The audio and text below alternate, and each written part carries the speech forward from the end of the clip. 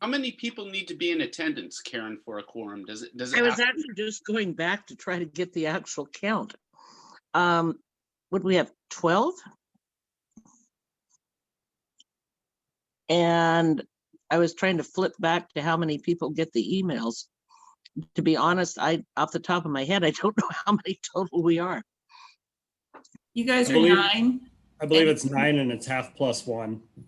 Okay, so yeah, so we would need 5. So we're good. So that should cover us, and it's 7 and a touch. So I call this meeting of the City of Oregon City Parks and Recreation Advisory Committee for Thursday, January 28th, 2021 to order. Do we have any introductions tonight other than Tim? Okay, welcome our newest member, Tim West. Thank you very much. It's good to be here. And a reminder, if you make a motion or if you second a motion, please state your name first and then make your motion or your second so that whoever is doing the minutes knows who's talking. And we will begin with approval of minutes. Hey, With the Karen, minutes, excuse me? I don't have a motion. This is Troy. I don't have a motion, but I have a question. Okay. Can we learn a little bit about Tim? Okay, introduction phase back. Tim, tell us more about you. All right. Well, I am a very long-term resident of Oregon City. I've lived here for about 35 years. I retired about 5 years ago, and I'm just an active member of, oh boy, what the Oregon, the Hillendale Pickleball Club. I belong to the OCBA. I'm a member of the Transportation Advisory Committee. I'm an avid biker and just a general outdoor enthusiast. And I'm anxious to make Oregon City Parks everything it could be because it's such a great spot to be. Oregon has so much to offer. Oregon City has a ton to offer, and I'd love to help the public get more access to it. And as you're introducing yourself, perhaps we could include the fact that your spouse has some prior connection with the city. Yes, my wife, Daphne West, is a former city councilor of Oregon City. And oh, she also just got appointed to be on the planning committee. So she's still staying active, sticking her fingers into whatever we can do with Oregon City to help things along. Well, glad that you've joined us and congratulations to Daphne. Well, All right, back to approval of minutes. The minutes of the December 3rd, 2020 PrAC meeting. Any additions or corrections or a motion to approve? John here, I motion to approve the minutes. Is there a second?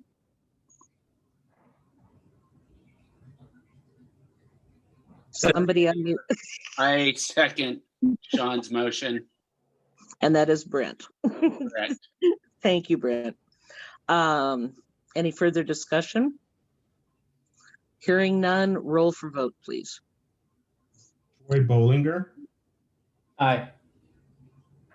Jeff Sargent, Derek Kugel, Aye. Sean Datchler, Aye. Andy Crump, Aye. Brent Haberkamp, Aye. Karen Morey, Aye. Tim West. Absolutely. All right. Next, minutes of the December 3rd, 2020 PrAC work session meeting. Any additions, corrections, or a motion to approve? This is Sean. I'll motion to approve. This is Second. Andy. Second. Thank you. Any further discussion? Hearing none, roll call, please. Troy Bollinger, Aye. Jeff Sargent, Derek Kugel, Aye. Sean Datchler, Aye. Andy Crump, Aye. Brent Haverkamp, Aye. Karen Maury, I, Tim West. Aye. all right, they have both passed as written. Do we have anyone signed up for public comment? And this is just general public comment, not for something specific on the agenda. Hearing none, we will move into presentations. And that begins with general business and elections of officers. And I've been working on something today. I will open this with, as I'm holding you all hostage in little electronic boxes, and I have the imaginary gavel, I'm going to present a short state of the committee address after the previous year. I have been the chairperson of many, many, many committees and boards. This has been the oddest year and a bit I have ever had presiding over a committee.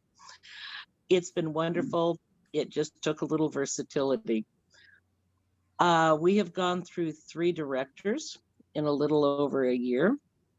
I want to thank Tony Conkle for appointing Don Robertson as our interim director. He straightened out a lot of things, found all the little loose ends, and helped us come back to being an actual advisory committee, not just a listening committee.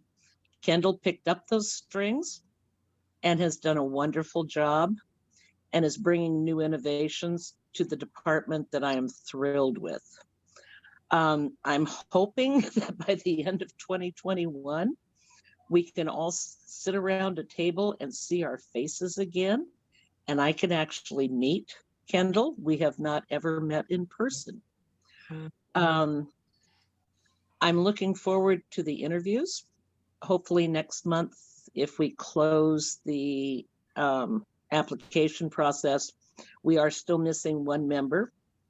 We're also missing a student member. If you have kids in team sports, if Kendall hears from anybody, we still really would like to have that student representative, and recommendations are welcome.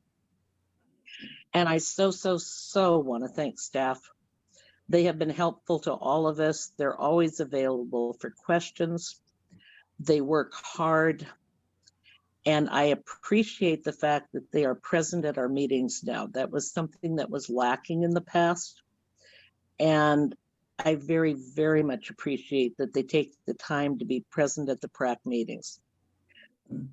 So, given that swan song, the floor is open for nomination for chair for 2021 for the Parks and Recreation Advisory Committee. Well, Madam Chair, this is Sean Datchler, and I think you've done an outstanding job this year, and I appreciate your service. And I'd like to nominate Troy Bollinger for chair of PrAC for 2021. Any further nominations? Hearing none, and with no additional nominations, I think we can do a voice vote. All those in favor of Troy, please vote aye. A thumbs up or 2. Okay, I'm not getting all voices. Kendall, roll call, please. All right. Does Troy Bollinger count? Yeah, he gets to vote for himself. All right. Aye. Aye. All right. Jeff Sargent, Derek Kugel, Aye. Sean Datchler, Aye. Andy Crump, Aye. Brent Haverkamp, Aye. Karen Maury, Aye. Tim West. Aye. All right. And Okay, now comes that technicality. I think I get to finish elections. Do we have a nomination for vice chair? I would like to actually nominate Sean Dashler as vice chair. Any other nominations? And that was Troy, by the way, I assume. Yeah, it was. Sorry. Okay, just for the minutes. All right, Kendall, roll call. Troy Bollinger, Aye. Jeff Sargent, Derek Kugel, Aye. Sean Datchler, Aye. Andy Crump, Aye. Brent Haverkamp, Aye. Karen Morey. Aye. Tim West. Aye. All right, and with that, Troy, I hand the imaginary gavel over to you for the rest of the agenda. Well, thank you. We do enough Zoom meetings with different things here. You would think that Zoom, as they update their system, would come up with some sort of gavel emoji or something, right? With all the meetings and classes, but they haven't done that yet. But nonetheless, that's fine. So thank you very much. I appreciate and look forward to this opportunity. For those of you that might be watching my eyes, just so you know, I have two screens. The one in front of me has the agenda and the one to the right has all of you. So if I am looking off to the right, it's because I'm looking at you. And if it's because if I'm looking straight, I'm looking at the agenda. So I will go back and forth. So thank you. Next on the agenda is the letter of support for McLaughlin Kenema Trail grant application. Kendall, are you taking that one? Kelly Reed is here to provide that presentation. Oh, Kelly, sorry, you're in the corner of my screen. I apologize. Kelly, why don't you take some time and direct us on that? Thank you, Troy. And it's nice to see you and some other familiar faces here. I'm Kelly Reed. I'm a planner in the community development department. I managed the project for the McLaughlin Kenema Trail Plan a few years ago, which is why I'm here.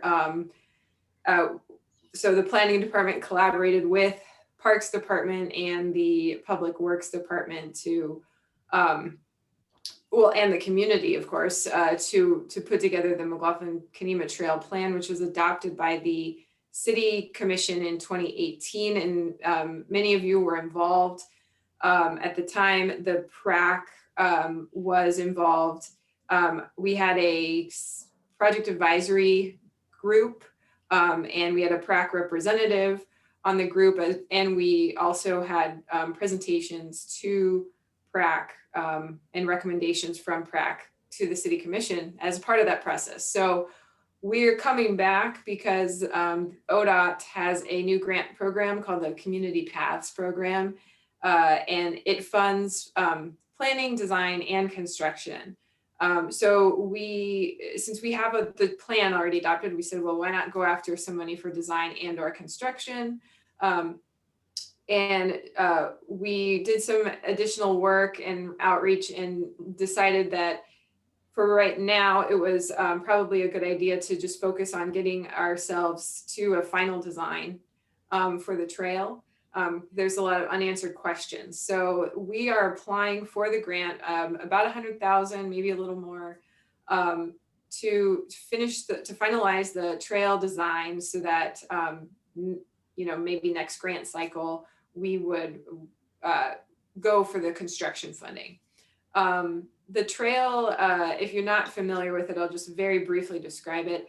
It connects the McLaughlin Promenade, right where it kind of ends at the VFW property, south by the museum, across South 2nd, down to Old Kenema Park, through the park, through the neighborhood of Kenema, and then to Kenema Children's Park, which is kind of the footsteps of the Kenema Bluff natural area that Metro owns and has plans to build further trail access there.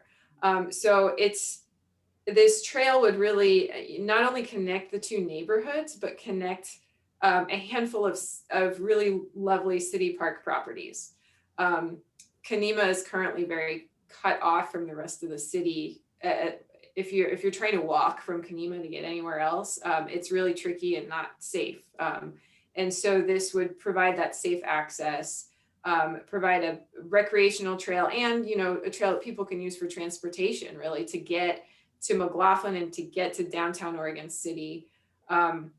So we heard a lot of support for this trail from the community, and we ended up, landing on an alignment that almost everyone was really happy with for the trail planning process. So now we just need to figure out really, what does this look like as it goes along 99E and as it goes next to VFW and down Tumwater Drive and in front of the museum. What is it trail other than, providing enough width for bicycles and pedestrians to go two ways? What else does it look like? How do we manage to get this done with all of the kind of complex factors surrounding it, lots of different businesses and properties and hills and driveways and all sorts of things. So I'm here to just answer any questions. And the request really to the PRAC right now is a letter of support for the grant application. The City Commission last week approved their letter of support. And we have a handful of others from other stakeholders. And so the PRACs, if the PRAC had put their weight behind it as well, we think that it would help the grant applications be successful. Brent. Thank you. Couldn't find my mute button there. Thanks, Kelly. So a couple of questions. How long is the trail? I think it's about a mile. Okay. And is it paved like the I-205 bike path, or is it a dirt trail? It would be paved for the most part. And the part of it that goes through the neighborhood in Kenema is just on the neighborhood streets. Okay. Yeah. Okay, thank you. Sean? So I'll start off and just make a few comments. I've been really kind of working with Kelly on this off and on since the beginning of the project. And I would say all in all, as far as PRAC's concerned, this is right up our alley. This is our goal to extend connectivity between parks, creating trail systems and whatnot. That said, I've never seen so many challenges in a project like this as this one has. And I think this particular grant is important because I think it's the hope is for it to address those challenges. There were, I don't know, Kelly, what, 8 or 10 different residents that had fairly serious concerns at one point. And I know Kelly and the team have been working to try to address those. And so this grant only allows it to go to that next stage. And I would make a motion that we send a letter of support for the trail grant application. Is that your formal motion, or are you suggesting that you will? No, I'm making the formal motion. Okay. Troy, I have my hand up, Karen. Okay, before we address your comment, Karen, we have a motion. So, and we can come back for a discussion after the motion, but we have a motion on the table. So do we have a second for the motion? This is Brent, and I second that motion. Okay, so we have a motion by Sean Kendall and a second by Brent. And now that we have a motion, Karen, we can still discuss. So Karen, you had some comments? No, it's just a general question for Or Kelly. general question, Kelly, either one, question or comment, go ahead. What's the deadline to get the letter of support in? So I think the grant application is due Monday. I think the city's actually might be trying to submit it by the end of the day tomorrow. So we're not gonna have time to, get a letter written up and come back to you. This is kind of last minute, and we wanted to make sure that the city commission was in support before we kind of came to you. And we did. Okay, well, and that is because as the PRAC representative to the committee, I haven't done my letter yet. Sorry.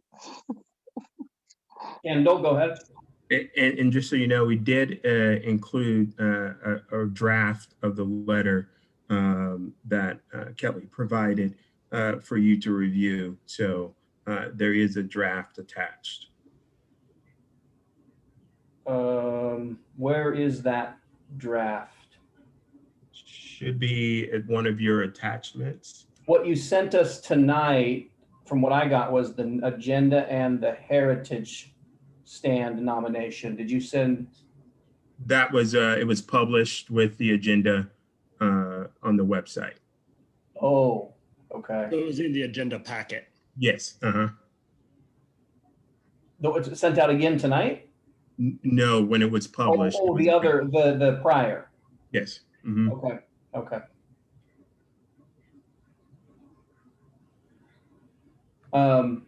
Any other, does anyone have any questions then about that letter? Now that we have an opportunity to take a look at that, does anybody have any questions about that or suggested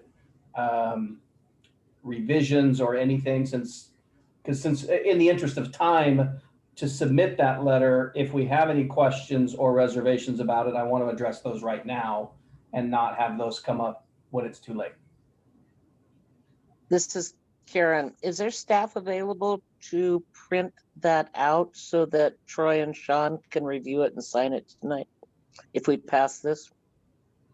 I could print it out and sign it tonight myself, if that's what we decide. And then everybody knows where I live. I can get it to the office tonight if we needed to. So yes, that would be easy to do if that's what we decide. But I am looking, Kendall, and let me just look again. I'm not seeing that portion, but do you know what date you sent that? I'm looking at January 19th. I got 3 emails from you on the 19th, all with a packet in them. I got one that only has 2 pages, one that has 2 pages, and another one that has 2 pages, all with oh wait, hang on. This one says there's another attachment. Maybe it's in there.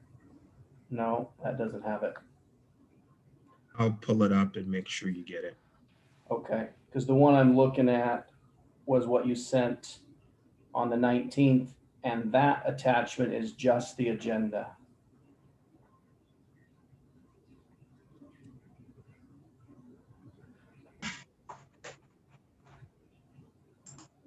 Any other questions while Kendall's looking for that, or comments, Andy? I think Tim was ready first. Oh, I didn't see Tim. Sorry, go ahead. Well, thank you. I think that this is a great project. I think that the connection from Oregon City over to Kenema is a huge deal. What I'd like to know is how far along is Metro in their decision or planning making process of making the trails south of there, okay, and making something out of that trailhead. And Kendall might have more information, but from my understanding, when I spoke with them about it, probably last year, maybe the end of 2019, is that they anticipated completing a master plan for the Kenema Bluff Natural Area in the next few years. So I would guess, within the next 3 or 4 years that they were going to embark on that master planning process to kind of figure out where to develop parking lots. They have 2 trailhead locations, and of course, then where the developed trails would be on that property as well. So an access plan, I think they called it, but I don't know any more than that. I have a side into that. I work with the Metro folks, and you're right. It's going to be a few years out. We'll have to do a public. They do a quarterly, 4-part public process. Where they'll open it up for the public, just like they did with the Newell Canyon. That's actually almost trail system will be open here in the next 6 months or so. But yeah, it is a few years. Is it my turn for a question? Yes, please. I'm a bit more curious than anything. 'Cause I actually live right above the Canema Park, but I've actually discovered the old Canema Park recently, and I was always kind of wondering how it's going to connect there. Now that I know that this trail is going to system, but is it really going to be a trail, or is it just be kind of a marked path? Because there's kind of paved roads going through the neighborhoods. Is that kind of what they're envisioning? Through the neighborhood? Yeah, Canema. So, that is. yeah, so Canema being a National Register Historic District, we had, and you know, with the topography and all that, we had trouble actually, you know, finding a way to make a traditional trail work. And so what the plan calls for is using on-street as a shared space for cars, bikes, and pedestrians. Yeah. So right now, the speed limits in the neighborhood have been reduced to 20. It's marked as a family-friendly route, and there are special street markings on the pavement that have, you know, a little bicycle and a pedestrian. And then we anticipate maybe in the future doing some more traffic calming measures if necessary to slow people down even more. So that it's a really safe space for trail users. Yeah.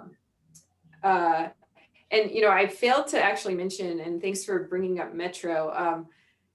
They're also involved in the Riverwalk process, of course, and one of the key points about this trail too is that it will connect to the Riverwalk via the future pedestrian bridge that would come up from the mill site and land somewhere near the VFW area. So that is meant to directly connect to this trail as well. Yeah, that will be amazing. Brett, Troy, don't sell your house. Your house is going to be worth a lot more. I don't plan on it for a while.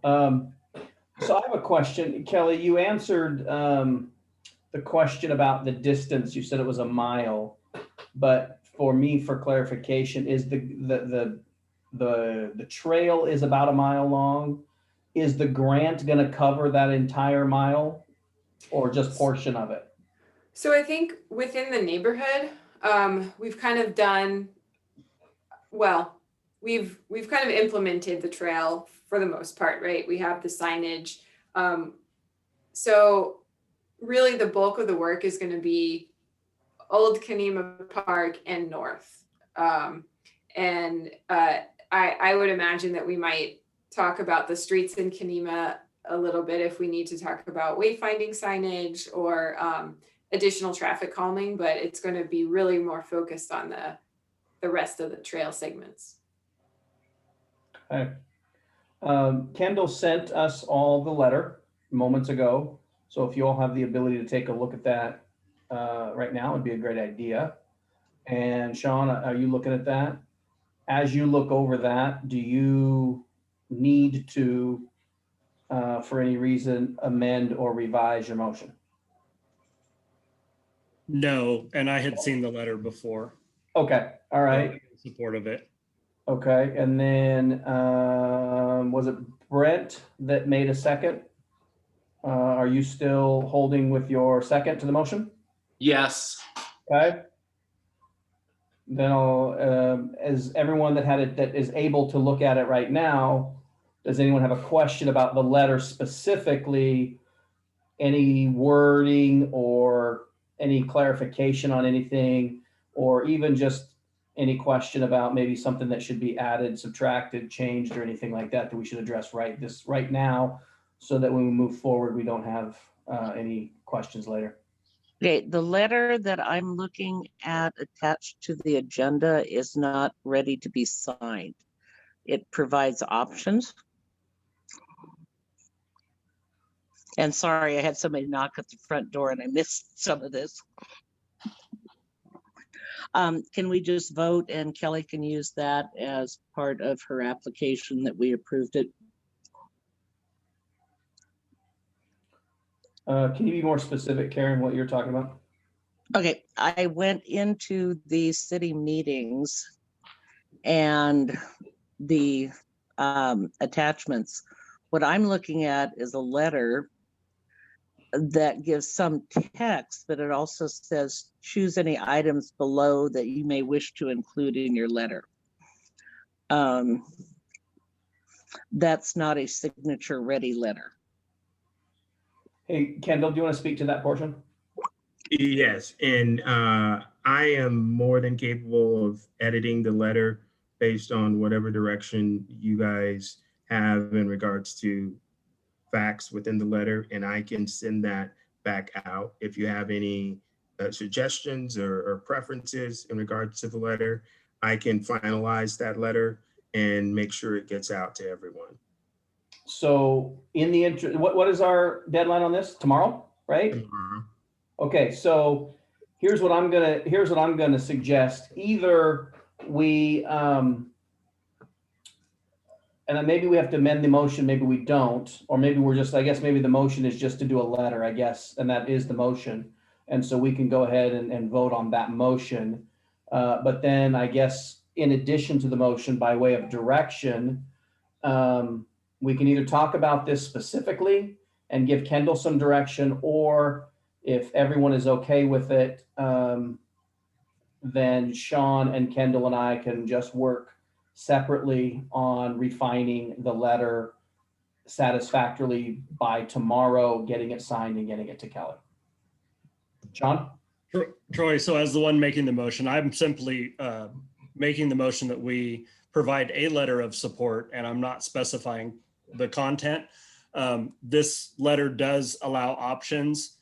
Any or all of the options are acceptable to me. And so I would agree with completing the letter offline at a later time. So let's do this. Let's vote on the motion, and then we'll come back for about 30 seconds on the other part. So Sean, can you go ahead and restate your motion? So my motion is that PrAC would send a letter of support for this grant application. Okay, and then Kendall, do you want to take a vote on that motion? All right. Troy Bollinger, Aye. Derek Kugel. Derek? Did we lose Derek? Aye. Okay. Sean Datchler, Aye. Andy Crump, Aye. Brent Haverkamp, Aye. Karen Morey, I Tim West, Aye. and Jeff Sargent. Okay, and then as an advisory committee, do you all want to have Sean and Kendall and I work offline on the letter, or do you want to discuss the details of that tonight? this is Karen. My feedback is Sean, Troy, and Kendall come up with the final wording. Yeah. All of the options are acceptable. I agree with Sean. Do we need to make a motion? No motion on that. Okay. But And I is agree everyone with in Sean agreement with also. that, or does everyone have an opposing view? This is Brent. I just looked at it as well, and I do not have an opposing view. Okay. Tim, Derek, your thoughts on either of those options? Yeah, I think it's fine. You can include it and just remove the choose any item part, and I think it would work out fine. Okay. Tim, you good? No, I have nothing else to add on that, but just send the letter and I approve of the trail. Okay. Kendall, are you working in the office these days? Yes. Okay. Do you know where I live? No. If you look out the front window, you'll see my house. Okay. Okay. I've seen you walk by my front door a number of times. So All right.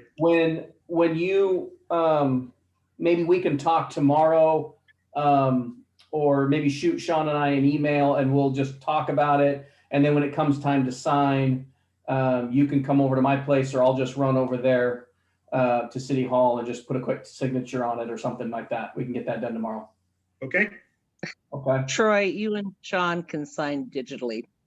Just send in I accept this, it's signed, and Kendall can Yep. do an SS for your signatures. We'll figure it out. Do you have a, well, Kendall, if you've got a digital signature system or whatever, you can send that over, however you want to do it. We'll figure it out. All right. Whatever you want. If you want wet signatures, we can do that too. Okay. Kelly, thank you very much. You've got our letter, or we'll have our letter. Thank you, appreciate it. Okay.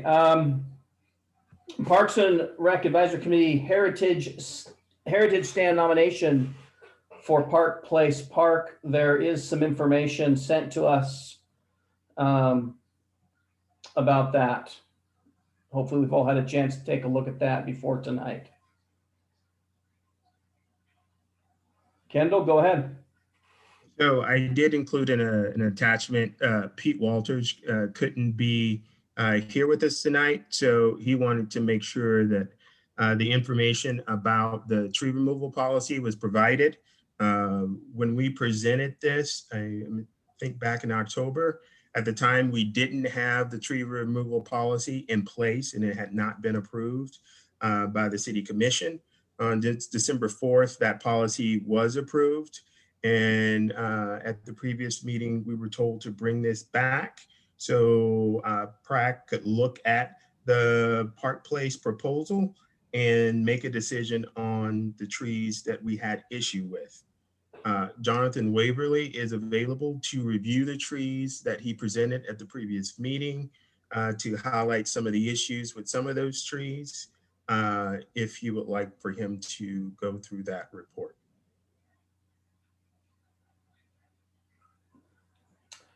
Yeah, I would like him to. Jonathan, do you have some specific, I mean, rather than go over the whole letter, and before we ask you questions, do you have some specific highlights you'd like to point out? Yeah, I'll go ahead and share my screen. It's the, I had, ooh.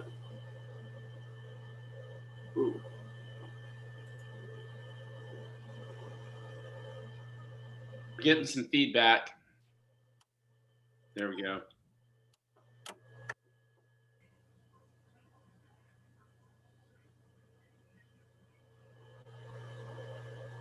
Yeah, I'm close.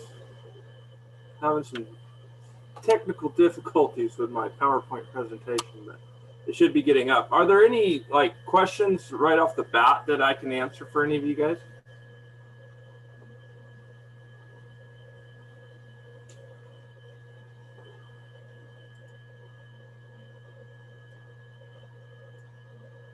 So while John is bringing that up, I'd just like to reiterate at the previous meeting on February 27th, there were 27 trees that were presented or nominated to become heritage trees.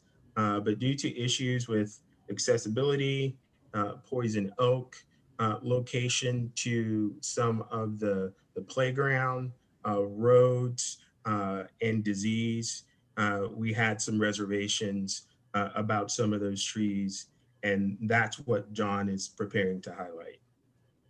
This is Karen. Question: since Dee Dee has left, is Lisa Novak here to speak on behalf of Park Place neighborhood? Well, let's wait on that for a little bit before we get there. Let's stick first with questions from PRAC on this specific proposal here on this specific document. And Troy, public input goes first. Hang on, I'll get to that. Okay. First, we're going over the report. And as soon as you're ready, Jonathan, let us know. And oh, looks like Jonathan's sharing his screen. All right, Jonathan, we'll let you go.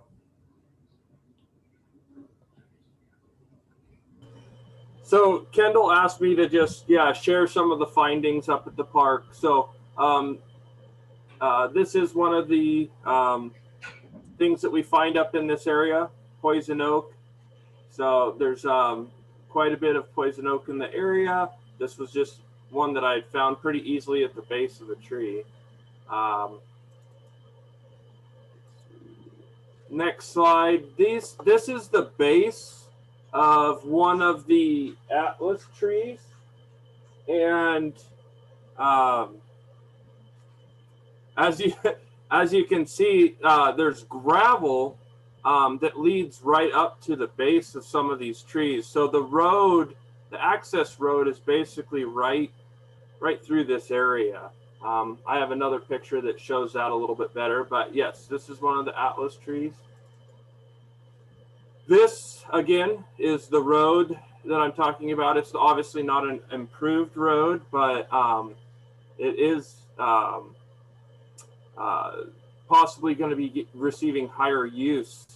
So an individual has purchased the property up above the park, and this is going to be their access. So just wanted to show the site conditions. You can see that the drip line of this large oak tree comes right about to where this access or the right of way is through the park. Just kind of a neat feature of one of the trees that we'd seen up there. Here is the new playground that got put in, and you can see the atlas cedars are hanging pretty close or to right over the top of the playgrounds.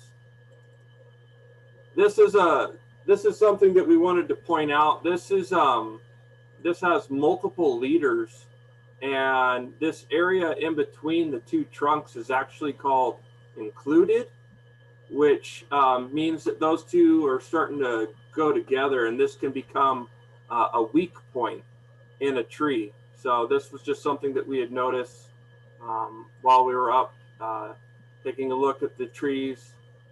Here's another one of the trees, one of the atlas trees along the road that someone had actually painted.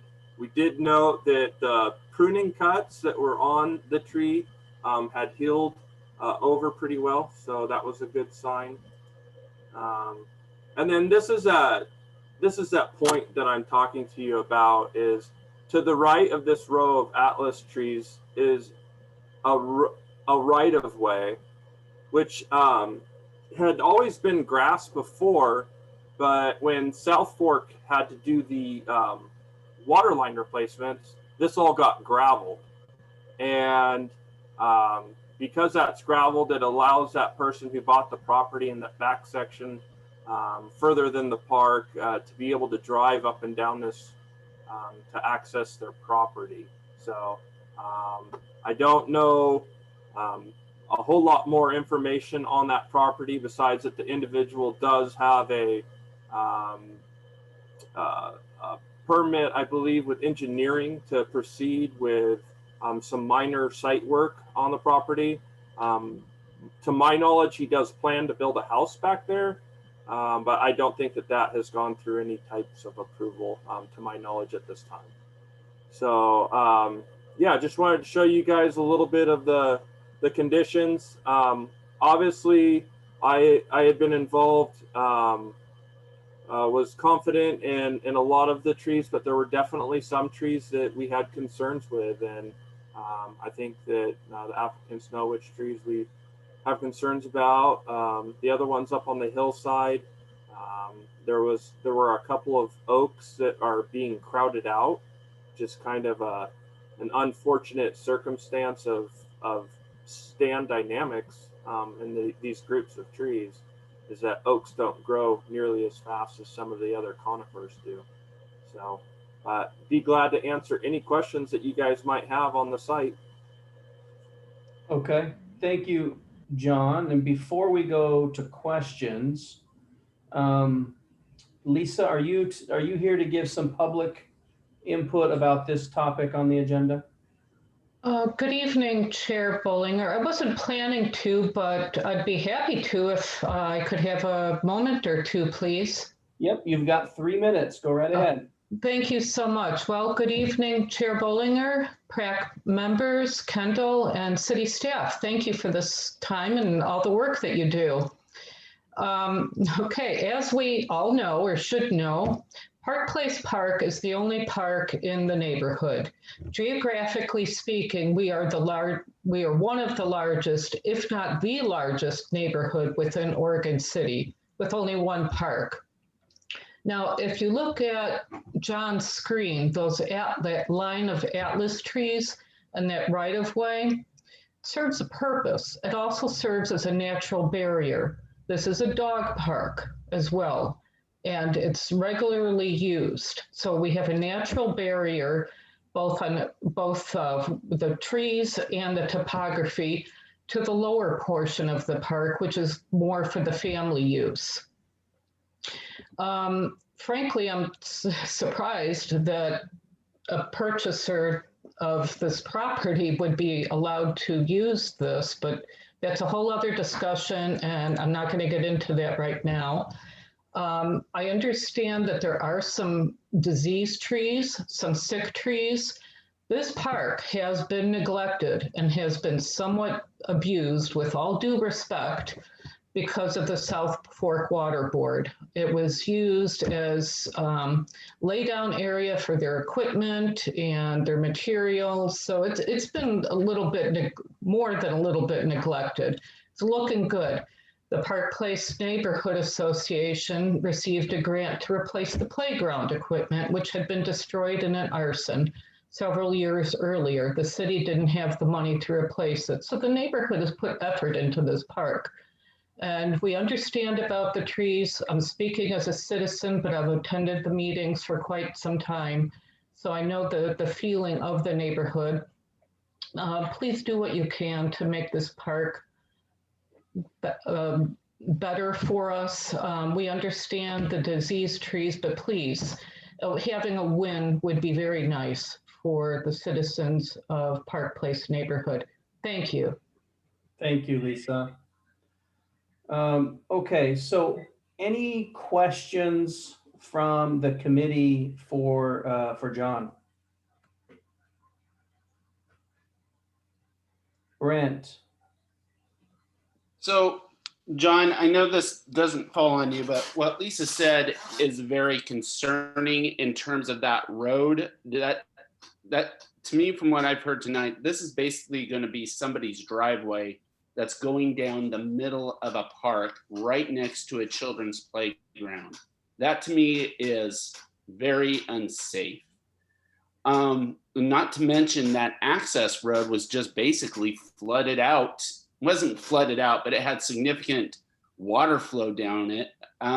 Is there any way that access road can be rerouted and not go through the park? Yeah, like I said, we haven't been involved in any of the discussions. The property owner, that's the only way that they can access their property, to my knowledge. I'm not aware of another access point that that piece of property could be accessed through. Again, also to my knowledge, I don't think that any part of the process has moved forward. So I just know that exactly what you were talking about, that yes, during these past heavy rains that we had significant washout of that gravel area up there. And our public works department worked with us and went in, did some work, since it is they're responsible for the right-of-ways. So we had some gravel that washed into one of the neighbors' backyards down in that. So we got that area cleaned up and stabilized. As far as you know, it is right-of-way. It's been dedicated as right-of-way, and so I don't know any more about any discussions. So I think that everything is truly just in the fledgling stages at that point. Yeah, thank you, John. To me, it's just unacceptable to have a road go through a park right next to a children's playground structure. Sean. Okay, Troy? I got Sean. So just some general comments here, some from fairly significant recent experience on my own. laws going back to the early 1800s prevent a property from being landlocked without access. That's against numerous laws. So somebody made a deal many, many years ago that we may disagree with today, but it is what it is. And I don't really think it's our purview to even worry about it tonight. What I see from reading the staff report is we have one of three options. The first option would be to approve this heritage tree designation as the original applicant requested.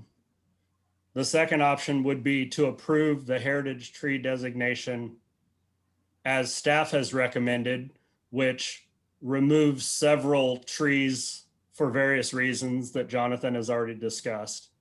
And then the third option would be to do nothing. So that I believe that we should vote in favor tonight of approving the heritage designation for the trees that staff recommends after doing their analysis. Thank you. Derek,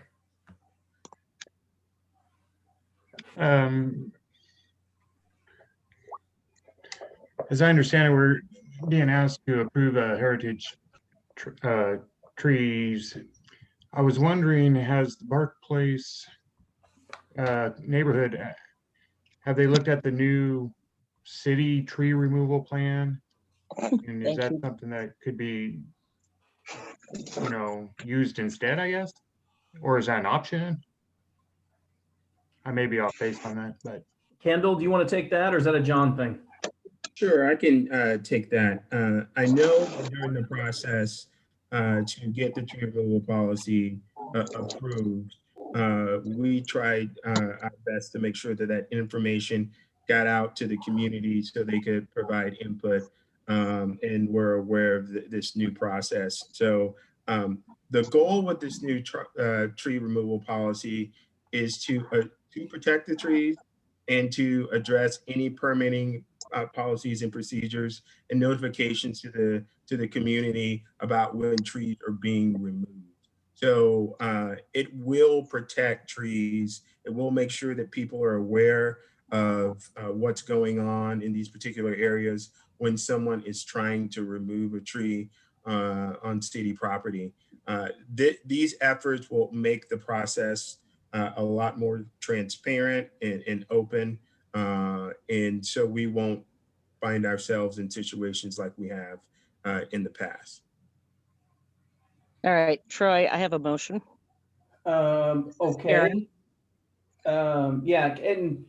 Yeah, that's fine. Do you have the ability to put your video on or raise your hand somehow? Because you're the only one I can't seem to see. I can only click your participants button and you can see who has their hands up. Did you have your hand up? And after a year in quarantine and no haircut, no, I'm not turning my video on. My hands up under participants. Okay. All right. I move that this be approved as a heritage stand as proposed, subject to the new City of Oregon City Tree Code. This is Andy, I second. All right, and I have, thank you, and I have further explanation to that. Okay, hang on, Karen. Hold on. Kendall, that's Karen with the motion, Andy with the second. And do we have any discussion before the vote? Sean? I just pulled up, this is for information of everybody. I just pulled up OC Web Maps, and Hiram Avenue is what that is called, and it literally bisects the park. So they're calling it a street, a name. Pardon me? They're giving it a name, an avenue, a street. Correct, and it shows it literally bisects the park. So I mean, that's within our own city GIS system. That's all I have. Original platting that is Hiram Avenue. Okay. Any other comments or discussion before we vote? Okay, Troy, and I want to add in Dee Dee Dalsrud, who had to leave us since she had a recent knee replacement. She and I had a very long talk yesterday after a parks foundation meeting. Dee Dee is the gung-ho one that is really moving forward on these heritage stands and heritage trees. But in my conversation with Dee Dee, she is comfortable with the new tree code. I have trusted Jonathan from the beginning on this one, that in a stand, there are individual trees that probably will need to be harvested out for the health of the stand. And that was why I made the motion. Any other comments or discussion? Kendall, you want to take a vote? All right, Troy Bollinger, Aye.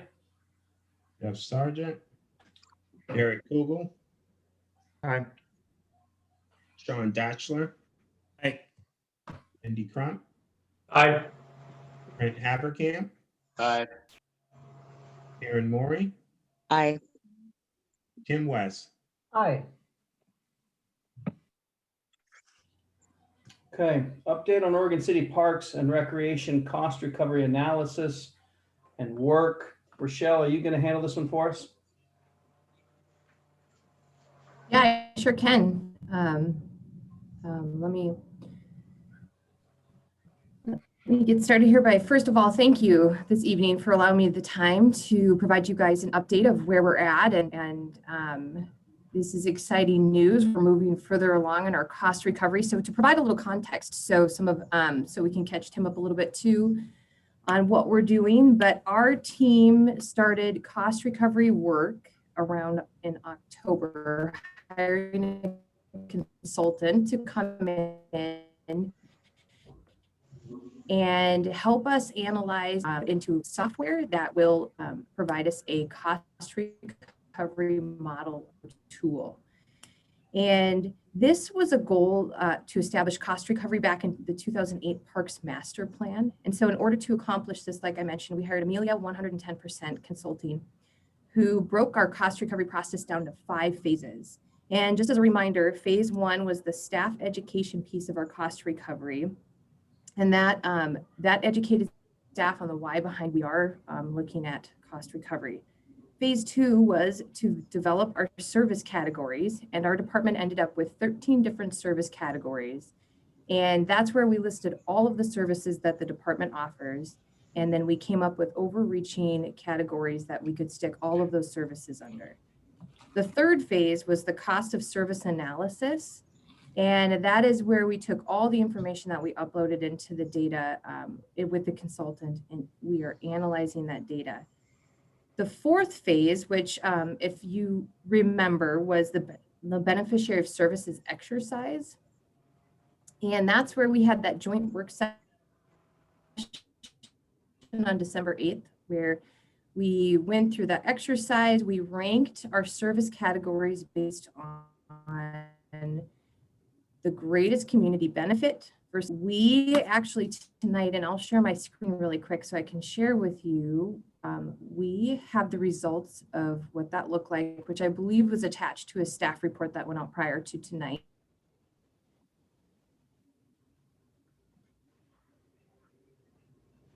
Let me share this really quick with you all and our next step, which I'm excited to report. So can everybody see our beneficiary of service this model? Thumbs up if you can see it. Did I share it correctly? Yes? Okay.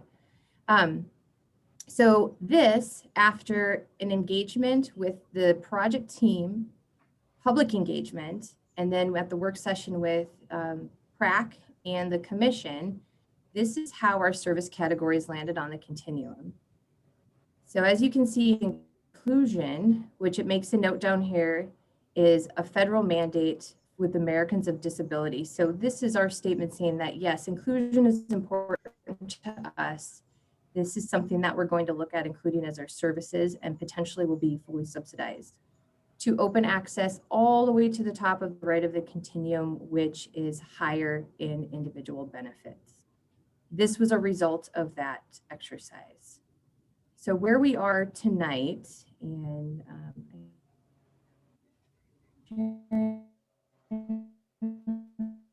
everybody, So where we are phase 5, and this is where the project team is, we're getting together, we're looking at our true data, and we're applying it to that cost recovery model to see where we want to have our targets land as far as subsidy percentages, or in other words, our cost recovery percentages.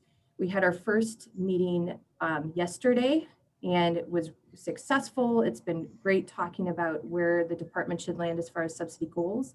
And tomorrow we have a second meeting.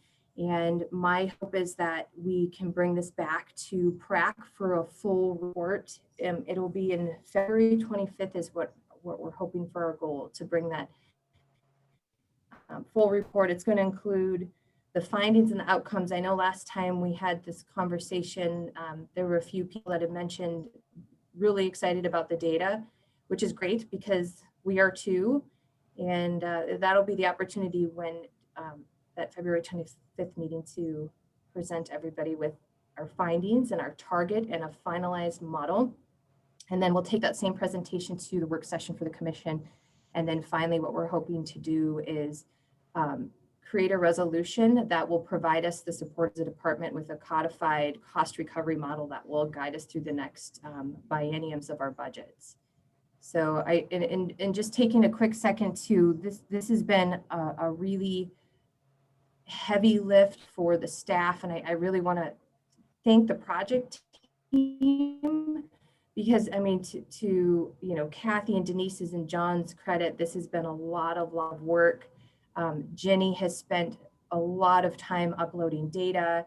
The team that I work with, Melissa and Jennifer, have just been absolutely very, very important to the process. And so without everybody coming together and working towards putting that time and effort into it, we wouldn't be where we were at today. So I just want to take a second and thank them, because this has been it's been a lot of work, and it's always interesting to do a real analysis of the data and use that as a metric moving forward. So with that,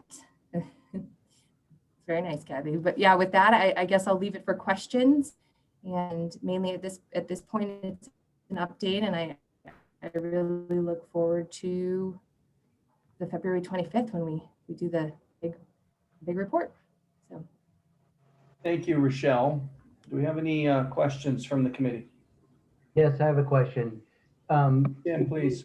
Being a new person, I'm unfamiliar with the concept of cost recovery when there's a public improvement of whatever we do or whatever the parks are supporting. Can you tell me further how costs are recovered with projects around the city? Mm-hmm. So specifically, I can answer that regarding services. So with certain services, they're subsidized, and that would be on that continuum that we showed earlier. And I'll share my screen here again so we can use that as I speak about cost recovery. Another way you can look at it too is subsidy. What, Tim? I'm sorry. Just bring up an example like the pool. Okay, it's a service. Yeah, so for swim lessons, for example, there would be a certain amount of cost recovery because we charge a fee. And it also, there's direct and indirect costs that go towards that service. So we're analyzing what that recovery for that service would be. Another example would be like the daddy-daughter dinner dance, which falls under our special events right here on the continuum. And because that's higher on the continuum, do we look at that having a higher tax subsidy or lower tax subsidy? Or do we, did that answer your question? Yes, it did. Thanks. Okay. Yeah, you're welcome. Any other questions? Rochelle, I saw something the last couple of days about scholarships. Under cost recovery, how does that compare to having scholarships available for different areas? Well, the scholarship program that we're working on, if that's, are you talking about specifically the one that is on the Aquatic and Recreation website? Yes. That one? Okay. So that one is specifically for youth camps and some of our aquatic programs. And with that, we've set up a system where individuals can apply for that, and we're accepting donations for that specific, for the scholarship fund. And that would be one of those things where we've gone through a process, set a max in the amount of that we have available for scholarships. And so that's there, as part of that subsidy to lower income families and part of those inclusion aspect. Okay, that covers. Yeah. Any other questions from the committee?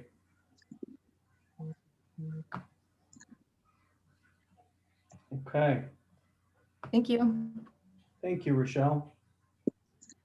Hang on one second here. I lost my agenda screen, bouncing back and forth. So rather than go around the room, I don't want to go around the room. I just would like anyone that has a report, members of the committee, we'll get to the staff reports, but member of the committee, if you have a report to give, please raise your hand and we'll call on you. If you don't, that's okay. Sean. Just two quick things I wrote down. One's really a request for a future agenda item or just topic for Kendall to report on, and that would be an update on the construction project that was supposed to start 3 years ago at Newell Creek for that park. And then the second one that just as PRAC members, we should all be aware of that, several, I don't know, probably 18 months ago, we were hearing reports of problems at Waterboard Park, and staff and the police department came up with recommendations, and they addressed some of the criminal activity that's gone on there. That moved to Old Kenema Park. I was unaware until talking with Kendall about it that they've locked the gate at Old Kenema Park. So you or I couldn't drive there during the day and park and walk around like we could. So that's something to be aware of. And I think many people thought that the problem, let me be clear, so it started at Waterboard, it shifted to Old Kenema. And I think a lot of people thought that the problem had gone away, but really it's moved to the McLaughlin Promenade parking lot at the VFW. There's been numerous issues going on there. Kendall's and his staff have been involved. Jonathan Waverly's staff literally has to pick up after people every morning. The VFW people report seeing Jonathan's crew there between 7, 8, nearly every morning picking up stuff. Cars have gone over the rock wall down onto the McLaughlin Promenade. Other vehicles have been rock crawling, like you do up in the mountains, rock crawling up the hillside from the parking lot. So that's just something we should be aware of. Jonathan mentioned that neighbors around there have noticed some of the problems, but for whatever reason, weren't reporting it. I think that the city staff and the police department has this high on their radar now, but it needs to stay there until the problem goes away because they're damaging a city asset. That's how I look at it, and a community asset. But I think sometimes when the police department goes through there, I hope that they recognize that it's literally their own employer that's being hurt by what's the damage being caused there. So that's all I have. Okay, and this is Hey, Karen. Hold on, Karen. Okay. Okay, Sean, so you're asking for an update on Newell Creek, and then your other point was just making us aware of what's going on there. Yes, Okay. sir. All right, Karen, you have a report to give? I'm seconding Sean. Rivercrest is happy that they're gone from our neighborhood. My conversations, Kenema is happy they're gone from their neighborhood. But that is a city parking lot surrounding the VFW hall. And I have heard from, so many people about the problems going on there. So yes, updates on that would be appreciated. And I have a question. In the packet that was sent to us, there's some wonderful pictures about the DC Ladderette Park. There's also some disturbing pictures about the mausoleum at the cemetery. Is that going to be addressed under staff reports, or is that something we can ask Kendall and Jonathan to address at this point?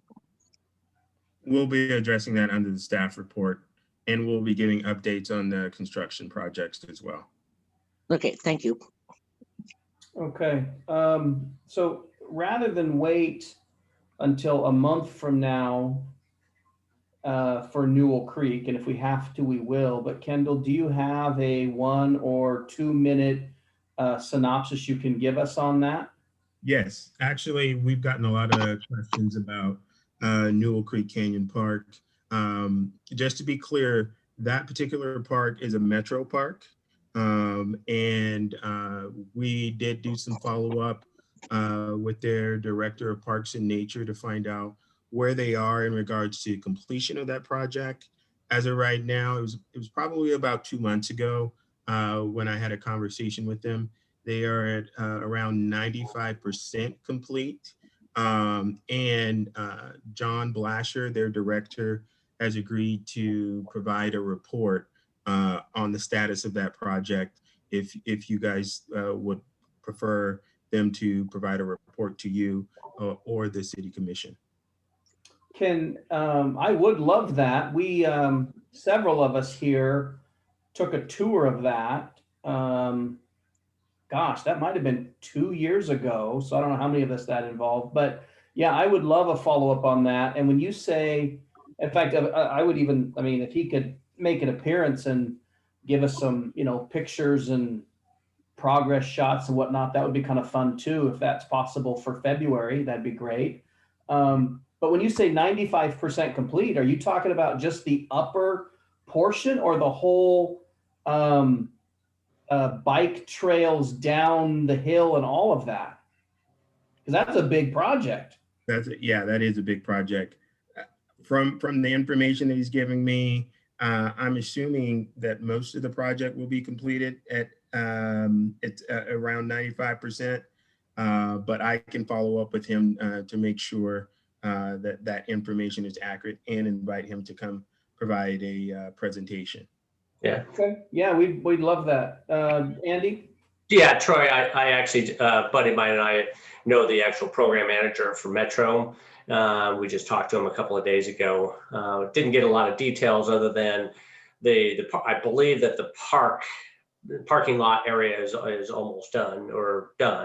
But it's the trail system that's, we're in the middle of the winter months and they basically stopped doing some trail work for a few months. It's actually, our mountain bike club, the winter is the best time to do trail work because it's easy to move dirt in this, but they're going to recontinue more in the spring and the summer. It sounds like from what they're saying, instead of it being a spring opening, it may not be like a fall September-ish opening. That was what he had mentioned the other day. Certainly easy to move dirt, but depending on the rain, it can be quite messy as well when you start doing some finishing stuff. True. What, I'm an avid trail builder, so I do this all the time. So you move the dirt, even when it's muddy, you leave it for a while, it kind of gets seasoned, the rain actually settles it in, then you come back later on and then finish off with gravel or whatever else that you do. So okay. Yeah, if we can get a report on that, Kendall, I think that'd be very interesting, especially for some people who didn't get to see kind of the beginning part of that tour. We took a nice hike on an evening down there as well. Brent. Hey guys, so a couple of questions. Can you help me? And I apologize for the naivety or the ignorance of my question, but can you help me to understand what the difference between a metro park is versus a city park, and what is the reach of metro? Do you want me to answer that, Kendall, or do you want to go for it? Well, our parks, I would say Oregon City Parks, we manage those parks, quite frankly. Metro has their own group of parks that they manage. So when we were asked about that Pacific Park, since we're not in charge of managing that, that would be the big difference between a metro park versus a city park. Yeah. Their reach, I couldn't comment on their reach in regards to the area. Maybe Denise or John could talk about that. Looks like Andy might. I can add some input. So, Andy, you can take a stab at it. I mean, Metro basically, they have a number of different missions. Obviously, they manage the dump stations and a variety of different things. But it comes to wilderness, they had a ballot measure. We all pay taxes on it, and our property taxes, assuming you have a home. And they basically buy land to preserve it for nature and nature access. That could be like Canema Park, where it's just a hiking trail. It could be some other areas. They're all the way out into Forest Grove. So there's the Chehalem Ridge area. That's a new park that they're in the process of developing and building right now in the same time frame as Mule Creek. There's Tualatin Hills, which is off Highway 30. There's a number of different properties. Highway 30 to Skyline Road. There's about 3 different lots out there. The Newell Creek is actually the very, very first trail system that they're allowing mountain bikes, biking, off-road cycling on. So there's actually, it's a figure 8 loop. So there's a section that's biking only, there's a section that's walking and hiking only, and then there's a middle section that's actually, you can only ride uphill. That's in the Newell Creek. And it's roughly about 2.5 miles, roughly on each side, something like that. So Andy, I got some questions for you that I would like to take offline about mountain biking Sure. after the meeting. Okay, thank you. Yeah. Any other member reports? Yeah, can I throw something in? This is Karen. Is it a member report? Somewhat. It's an answer. Metro is a tri-county agency. There you go. Pays taxes for Oklahoma, Washington, and Clackamas counties. You have cities, you have counties, you have Metro, and then you have the state. We're really rather unique with Metro, but they're in that mix. So they have their own board, their own taxes, and their own development projects. Does that answer the original question? Absolutely. Thank you, Karen. And you remind me of the telephone operator from a while back. I don't know what happened, but I just poked the button into the little hole, and yes, you're welcome, Brett. thank you, Karen. Okay, so Kendall, I'm gonna turn it over to you for staff reports to kind of close us out here toward the end. All right.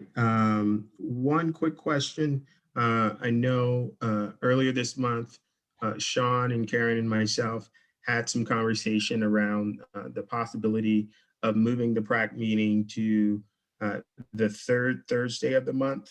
And before making that change, I wanted to bring that to all of you to see if that was something you'd like to move forward on, or if you prefer to keep it on the 4th Thursday of the month.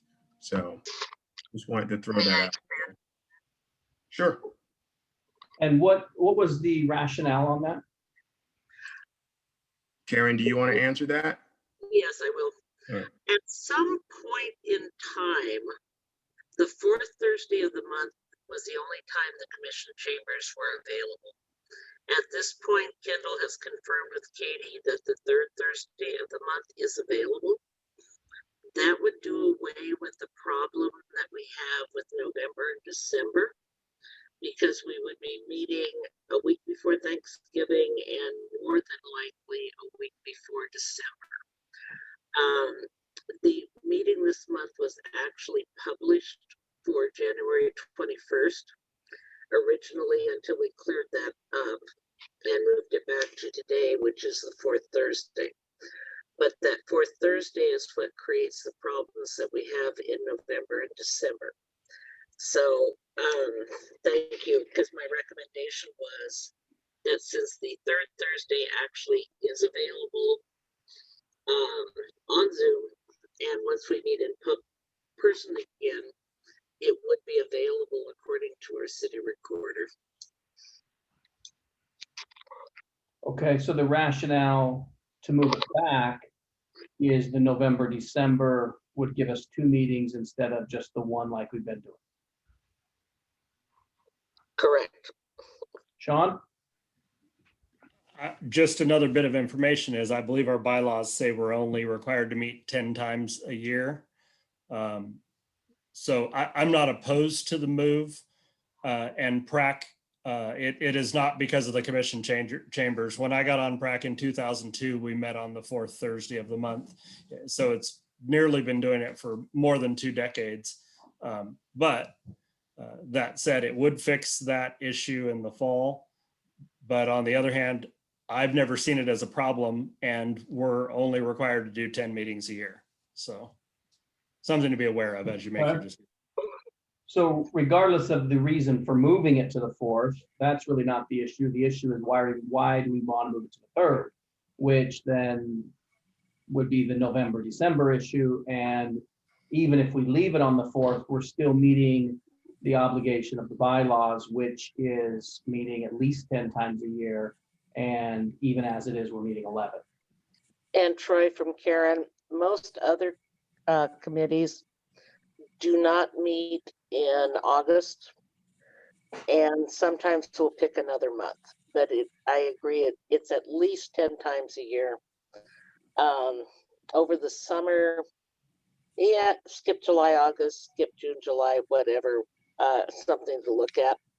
Okay. But so Derek, Ken, Andy, or Brent, do either of you have a preference as to the 4th or the 3rd Thursday? Are you partial to one or the other? Brent? This is Brent. I have no partiality. I'm flexible in that account. I see Andy nodding his head. No, nope, not a preference. Doesn't matter to me. Derek doesn't carry the way. Tim? I'd like to do it earlier. Doesn't matter to me. Doesn't matter to you. I don't think we need a motion then, unless we're going to move it.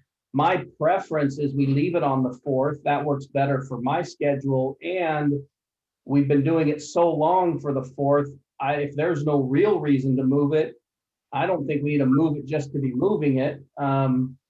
If come, August, September, October, we think we need to get in an extra meeting, and that becomes a reason, I think we could bring it up at that point, but I don't know that we need to move it in January or February because of an issue we might perceive to be in November when it's never been an issue in the last, decade. All right, so just for input from Brian. I got the floor, Karen. So I suggest, since we don't, it seems like nobody really seems to matter. It doesn't seem to matter to most people if it gets moved or not. So my recommendation is we don't move it. And I don't think we need a motion to leave it since we're not making any change. And I would like a motion to change it. Okay, so go ahead and make your motion, Karen. I move that the meetings be recorded in the minutes as being moved to the 3rd Thursday of each month, and that we not meet in the month of August. Okay, so hang on. So you're asking it to be recorded in the minutes, but what is your motion then? That is what my motion is, that we move it to the 3rd Thursday and that we not meet in August. Okay, do you want that as two? That sounds like 2 motions to me. Do you want that as 2 motions? One motion. Say that again. That is one motion. Okay, so Karen's making a motion to move it to the 3rd Thursday of each month and to not meet in August. Does she have a second for that motion? Hold on, quick question. So I want to make certain, I want to clarify here or get some clarification. So I heard, Troy, you say that it does impact your schedule, so you want to move to the 4th. But Karen, I heard you say that the 3rd, moving it to the 3rd, we would have access to the city recorder. Is that correct? No. We would have the ability to meet in the space. Whatever originally brought about the day that we meet on meant that the commission chambers were in use that day. And according to the city recorder at this point, the commission chamber is not in use on that 3rd Thursday. So that we could move back to that date and avoid the problems we have with November and December when we're trying to do interviews for new members. Okay. That's more of a note that she's stating is she's saying it was a problem before. It's no longer a problem, but commission chambers are open the third Thursday or the fourth Thursday. But it does impact your schedule, Troy. Yes. Okay. Andy, you had a comment? I just more as a curiosity, why eliminate the August? I know we only have to meet at 10, but if it gives us flexibility. It was just to kind of smooth out the not meeting the full 12 months. I think the library board has actually designated what month they take off. And most of the other committees and boards take off 1 month out of the year. If I can kind of answer that, Andy. Okay. For many years, it was July or August for PrAC. And to be honest, one of the primary reasons, and in fact, I would not want this motion because I don't want to tie August. I want us to get to May and say, hey, June looks like a light month. Maybe that's the one we should take off. I think we should be able to decide year to year, month to month.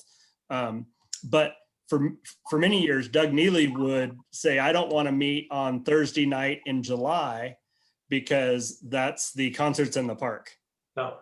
And so as a PrAC group, we would all go to that one because I think that's the one where they would recognize city volunteers. That is the volunteer appreciation night, which we usually do in place of our meeting. Right. So we kind of don't, even though it's a meeting, we really don't meet. Yeah. Okay, so with no second at this point, the mover. Well, let's would like to confirm. moderate the motion. Hang on, let's not brush it. Karen made a motion to go to the third Thursday and not meet in August. Does she have a second? I am changing my motion, Troy. All right, go ahead and change your motion. I am revising the motion to, we move the meetings to the third Thursday of each month. Okay, so her motion is to move the third Thursday of each month. Does she have a second? Okay, there's no second, motion fails. Any other discussion? I mean, I think, Brent and I said it doesn't really matter. I mean, for schedule wise, it's really, Troy, you're the only one that said you could do it. Karen, you can do it on the fourth Thursday though. I can do it every month. I just wanted to fix the problem in November and December. Could we change that particular month? I mean, it doesn't really matter to me. So we can, if we get to that point, we can, as long as we give public notice in time, we can change it for that month. In fact, we do that by having it early in December to accommodate both. And if we get to that point and think we need 2 meetings, we could schedule it earlier in November and early in December and have 2 meetings, as long as we give proper notice. Yes. Absolutely. I think for me, I want to be cognizant and aware of everybody's schedule because it's really hard juggling our personal schedules and our work schedules and our PrAC schedules. So if we could go at like what you just said, Troy, and make adjustments when it comes to it, that's what I think sounds really reasonable and accommodating for everybody.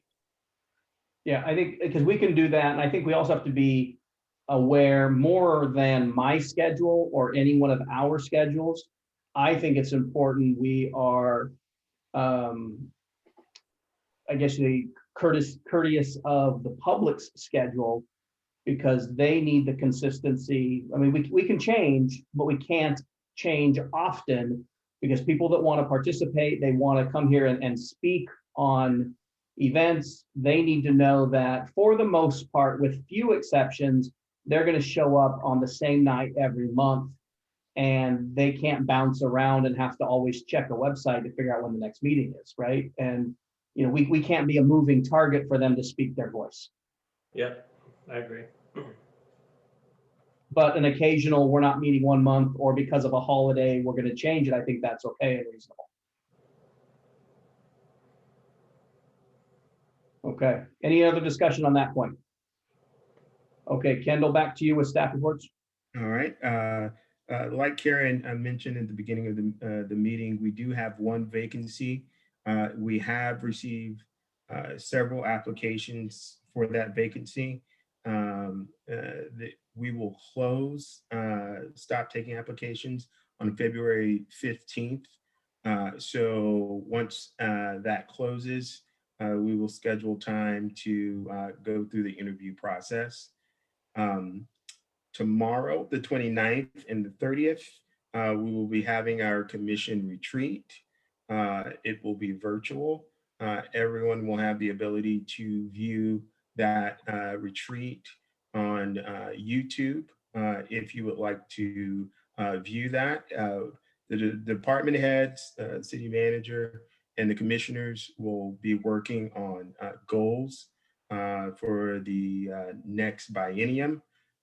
So feel free to watch that whenever you would like. That information has been posted. We are also preparing for our budgets for the next biennium. So this month, we will be focusing on our proposals for our budgets for our department. Outside of that, Denise will provide an update on the construction projects at TSW, DC Lotterette, and Filbert Run. Good evening, everyone. I'm not going to show my face because otherwise we will have a very choppy report. So I'm going to try and keep it light and short. On Tyrone S. Woods Memorial Park, we're about 95% complete. The biggest chunk of that not complete would be our playground. We had a delivery schedule for last week and that didn't come to fruition. So it has been delayed till next week. We did get a proof of the log scramble mock-up built in shop. So they build it in the shop, they mock it up and make sure everything works. So we did see that. So we know it is a viable product and it's ready to ship. So we're just waiting for it to land in the park and they'll start installing that. That's probably the biggest thing that we're waiting on.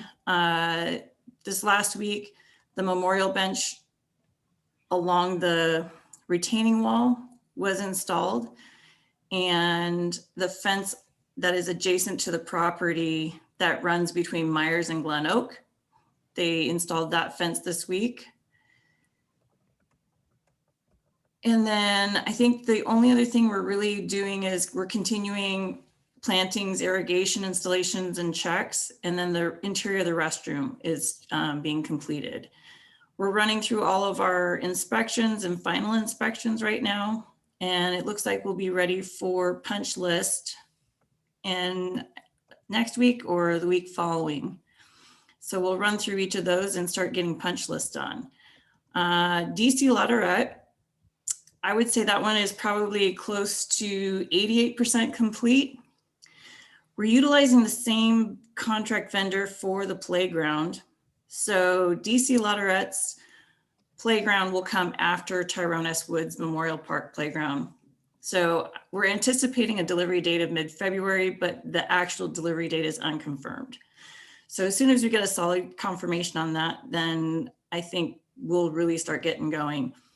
So at the moment they are paving prep for the basketball court. So they're laying the base gravel and compaction for laying the asphalt. The one thing for asphalt for us is we're probably looking about mid-February. That makes it weather dependent.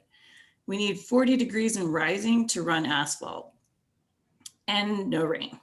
So that's the part that we're really kind of holding our breath and crossing our fingers on is mid-February we get, or early to mid-February, you get a really decent window of weather.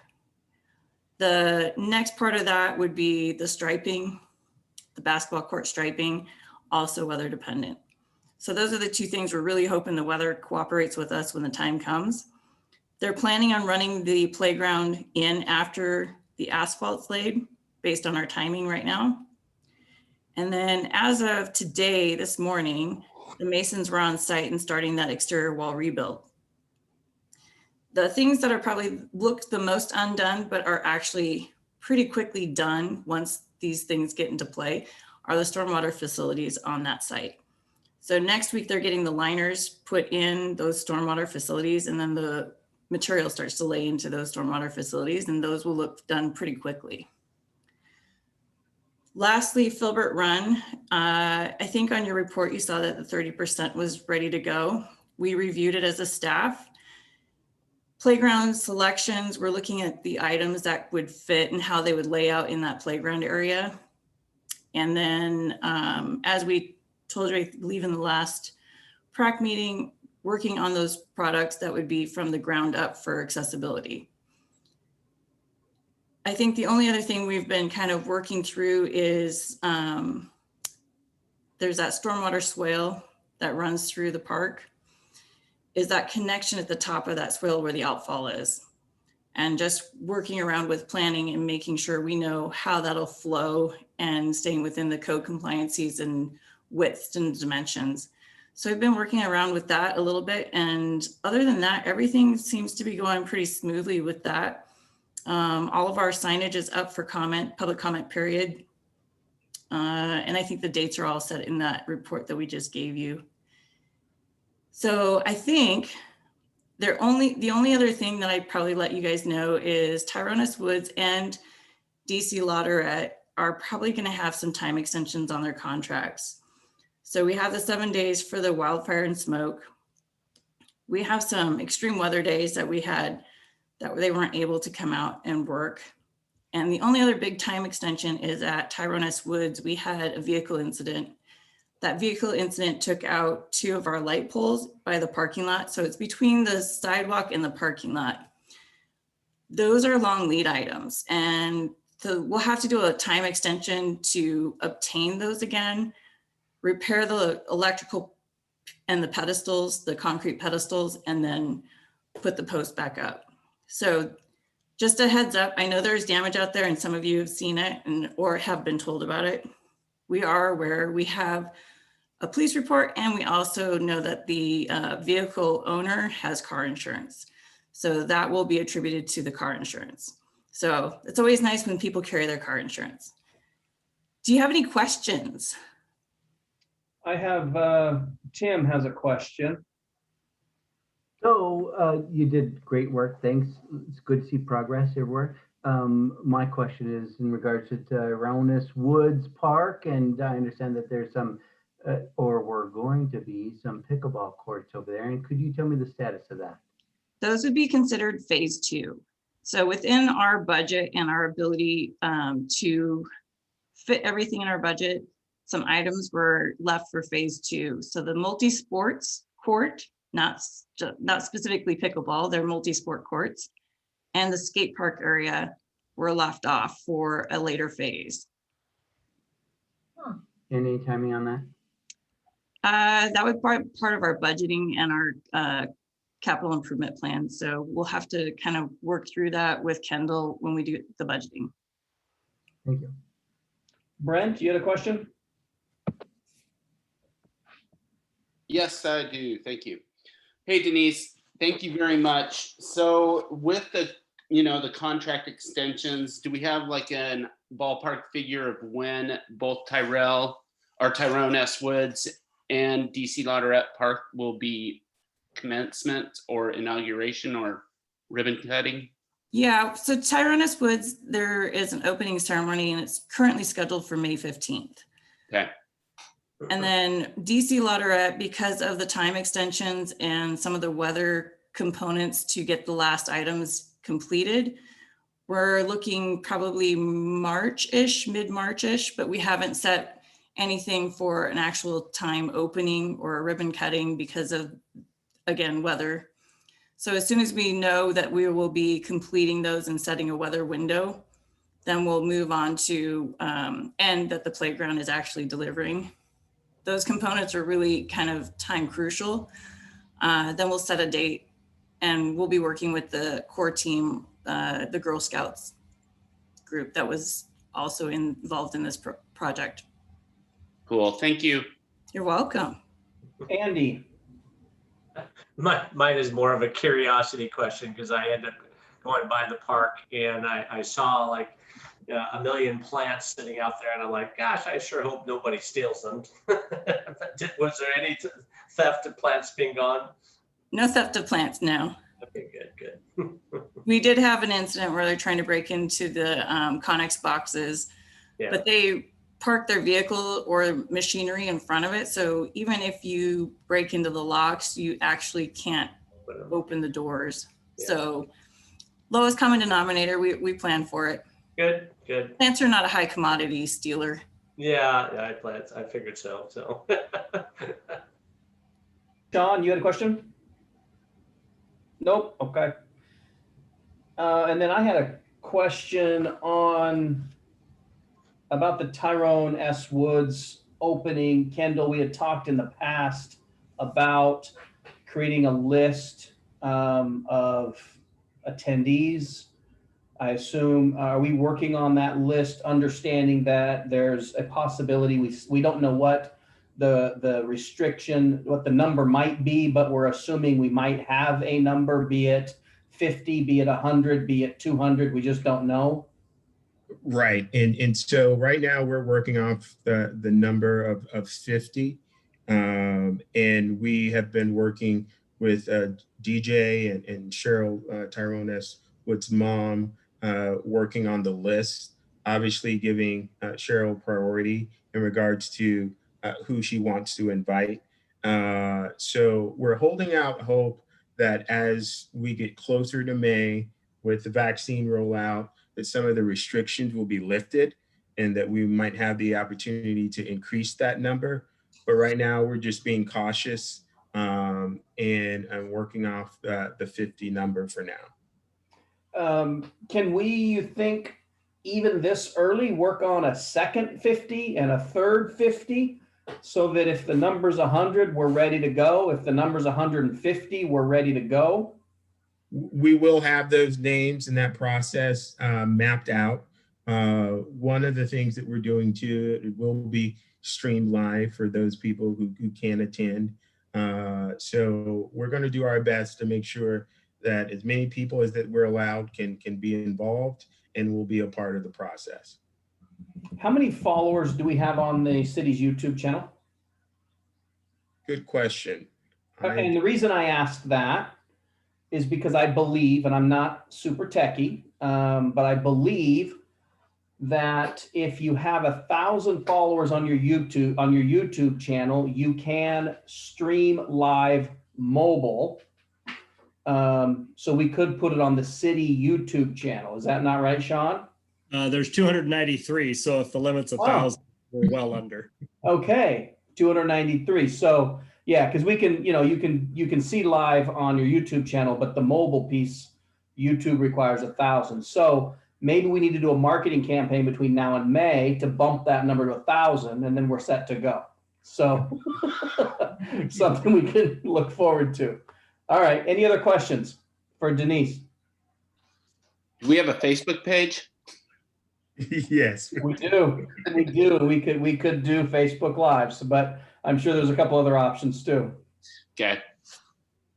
One thing that I did fail to mention, and this is some great news, we did get the RFP out for the deferred maintenance assessment and capital improvement plan for our 12 facilities and about 30 of our parks. So we're starting that process. That RFP closes tomorrow at 4. So we hope to award the contract in February if everything goes well.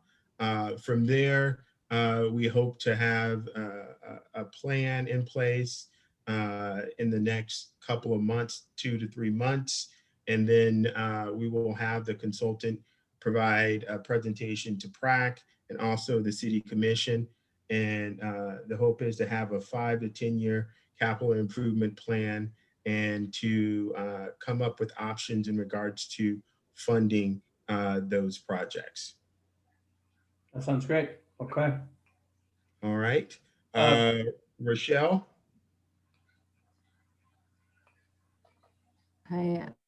A few program updates. So we are advertising our second annual Preserve Our Past Art and Poetry Contest. So last year we had You're breaking up, Rochelle. 19 participants. Year we've adjusted a little bit. It's for ages 11 to 15. Can you guys hear me? I would suggest turning the video off. Start over.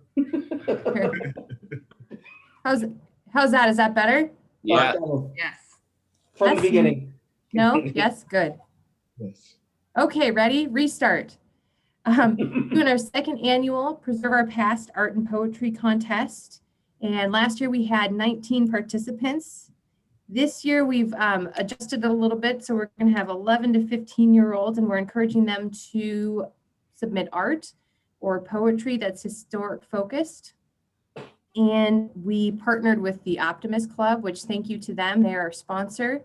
And last year they were they provided the monetary award, and then they'll do the same this year. So that will be advertised now, and that the deadline for that is May 15th.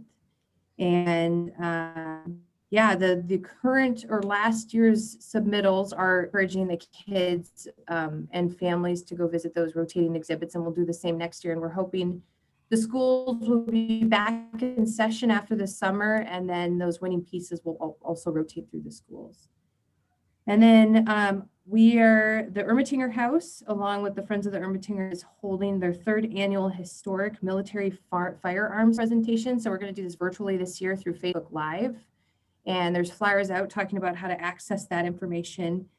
And so that's exciting because we're experiencing uncharted territories with the Facebook Live and the Friends group. So that'll be exciting to see if that works. And if it does, then we're going to continue to do virtual presentations and events in partnership with the Friends of the Ermatinger. And then this Saturday, we're having a booth down at the Saturday Market, and we'll be doing outreach on those various events I just mentioned, as well as handing out packets of Valentine's cards that kids can take home. They'll make the cards, decorate them, and then they'll return them to the Parks and Recreation Department, where we will stick those cards in Meals on Wheels packets. So the Meals on Wheels participants will receive cards that have been made by youth or even some adults if they're interested. So far, we've handed out 67 cards, but if folks are interested in that, they can pick those up at the Saturday Market this Saturday. So, and then we're just waiting for the OHA guidelines to come out tomorrow to reevaluate the opening of the pool and what that's going to look like, and potentially the Ermatinger House. So.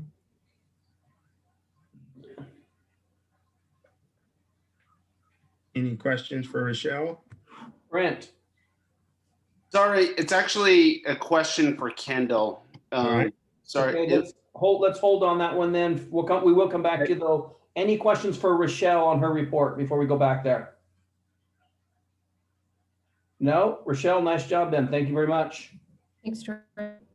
Brent, your question for Kendall. Kendall, question is regarding the list of deferred projects. Where is this list that we can review it? Well, actually, we haven't published the list. What we're going to do is there will be a new list created from this assessment, a more comprehensive list, since it's going to be citywide and include all of the facilities that we have in 30 of the parks. So that list will be revised, but we can look at making sure that when we do have the new list and that new information, that we share that information with the consultant presenting that information to PRAC. So follow-up question, how are they being prioritized? Is that with the consultant? Right now, in regards to prioritization, safety obviously is one of the main things that we're looking at. And we work directly with John to talk about priorities and things that need to be addressed within our parks. Obviously, Denise has done a great job of managing our facilities. She works with her staff and other department heads to go over their CIP projects to talk about priorities. And that's how the list is prioritized. Okay, thank you. Karen? May I? Yeah, Karen, please. Okay, Brent and everyone else. Sean and I have worked with Dawn and now with Kendall. The deferred maintenance issues needed better documentation for cost and need, and at least I will say I have full faith in Kendall to start this list, not necessarily over, but revised. And we will probably see it in the near future. Sean?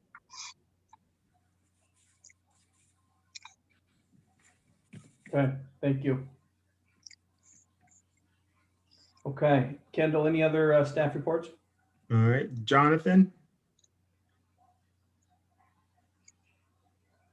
Okay, well, I'm just gonna refer to words like windstorms, blowdown, flooding. We've been very, very busy these last couple months. Mother Nature has not been real kind on us. Sportcraft flooded. The trail from John Storm to Clackamas Park flooded. The RV park flooded. We also had some standing water at the end of the Oregon Trail. We dealt and are still currently dealing with landslides, active areas. We'd already discussed a little bit the high flow of water off of the hillsides at Park Place, and just other multiple areas of standing water and mud. We've also been really busy in the cemetery. We had a slower December, but we've been really, really busy these last couple of weeks in the cemetery, which is always another component of the work that we do. One thing I wanted to make sure that everyone's aware of, and we have it posted, is that we're applying for a permit for tree removals at Waterboard Park. These 2 trees that we've discussed are hazard trees, so that they are posted, and we haven't currently received any community feedback yet, but these were identified as hazard trees. Beyond that, we've been doing picnic table repairs on the cove. We're replacing benches along the cove as well, and replacing bench boards at Hillendale Park. I know Sean had discussed, just briefly the VFW hall. We have some curbing repairs that are going to need to be done there. So we're looking into that. We've been really busy with trying to maneuver our way through the Oregon Health Association guidelines, and what that means for our sports fields and our shelter reservations and all the other events that we're tied to. So there's a lot of scheduling and prep work that's been going into that. Let's see. We also are looking at tree work to be performed throughout our park system, as far as like pruning and improvements. We do have a grant that we had applied for and were successful for the Veterans Memorial. The other grant, so that was a Metro Enhancement grant. The other grant that we'd received, some of the funding is still possibly in question. We were noted that we would receive 80%. There's a lot of money adjustments occurring right now statewide. So, but we did receive information that we would most likely receive 80% of our grant for that. We're still waiting to have that confirmed here in February for the Veterans Memorial Project. And then we've also been working with our Public Works Department on the Scattering Canyon project, which is a water quality improvement for the Newell Creek Canyon. We've been working with them on the plantings and view preservation at the cemetery, and making sure that all aspects have been taken into consideration moving forward with that project. So all in all I can say is that my staff has just been doing an incredible job getting through a very, very difficult time. And if you guys have any questions for me, let me know. Any questions for Jonathan from the committee? Jonathan, thank you very much. I know it's been tough. You forgot to mention forest fire, though. I'm sure that caused you a little bit of issue. So that was a little bit earlier in the year, but nonetheless, still a problem. So yeah, when we'd seen that it was possibly going to start snowing, we got we got scared, thinking that we were going to have to deal with a whole nother can of worms there. But we kind of dodged the bullet on the snowstorm. Yep. So thank you. Karen, I have a question for Aaron? Jonathan. Yeah, go ahead. And we can probably pursue this better offline later, but I had a question about the photographs that Kendall attached of the roof of at least a portion of the mausoleum.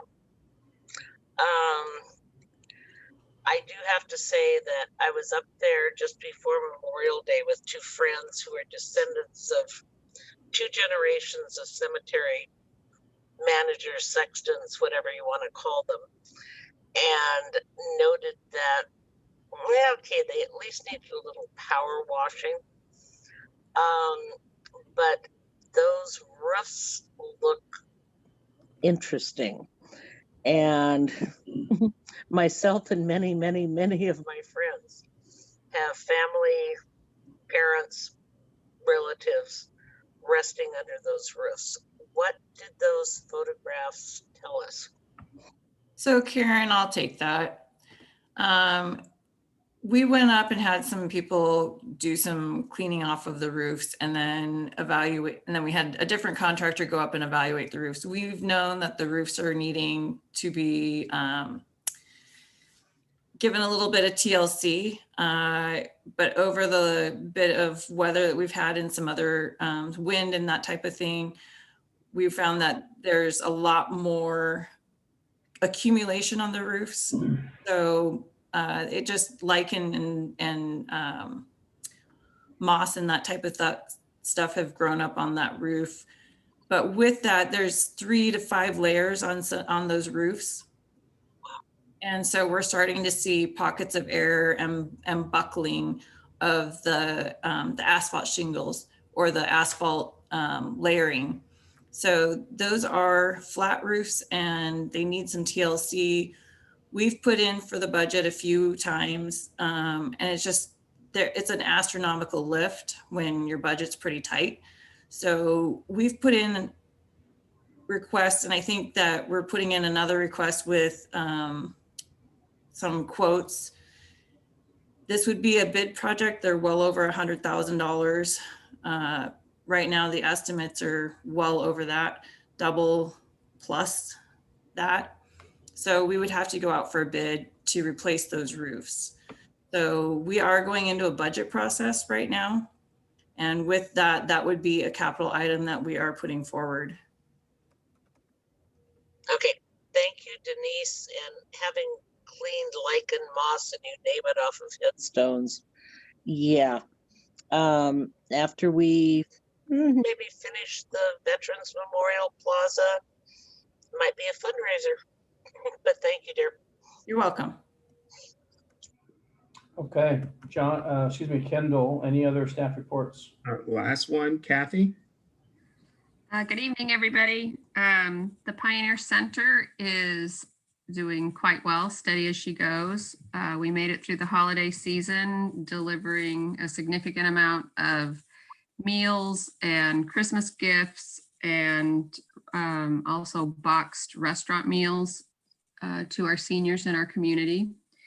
There was a lot of stuff that went out, but we had a local church sponsoring items that went into each bag.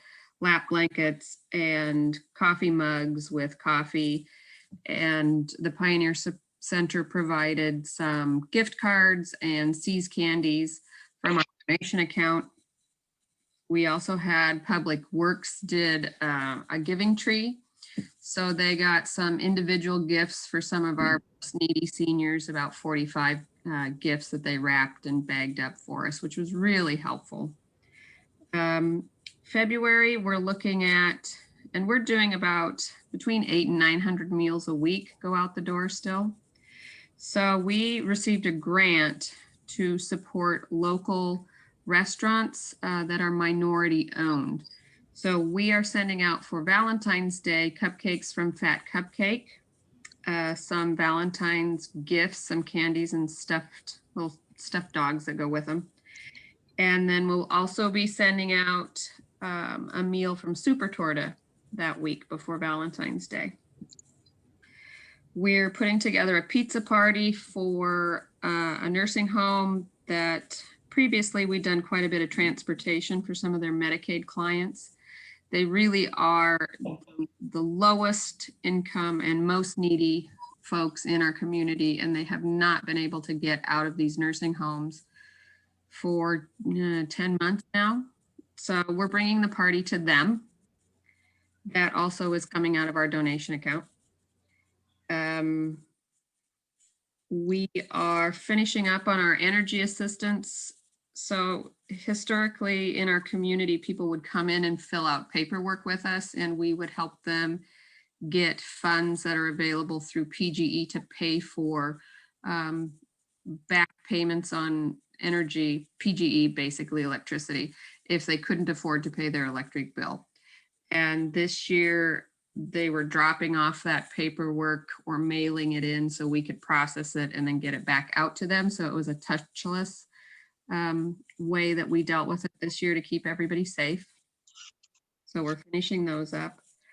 The last couple of weeks, well, about 10 days, I've been working to get my staff, because of the nature of what we do, my staff vaccinated, and we are rounding the corner with first vaccinations and headed into scheduling second vaccinations. So that has been very interesting, to say the least. So that's what we've been up to. Thank you, Kathy. Any questions for Kathy? Brent. Sorry. Kathy, who's helping you with the vaccinations? What do you mean helping? Well, is there a private organization that's coming out? Is the county coming out? Who's actually doing them? Brent is volunteering to administer them, is what he's saying. No one helped me. This is me at 11 o'clock at night, searching websites, looking for any way that I could weasel my way in to get vaccines. Wow. And I give my grandson a shot every night. I even offered to give the vaccines. Wow. I was that desperate. Well, yeah, there's no formal rollout plan, and this isn't a conversation for here. So I was just kind of curious, Kathy. Thank you. What I've got is really 3 tranches of groups with my employees. If you're a Kaiser member, it was one way. If you're a non-Kaiser member, you could go through the Kaiser website and get on a waiting list. And then there was Providence did it a different way, and then Legacy did it yet another way. What I can say is they are learning very quickly how to adjust and get these vaccines done really efficiently.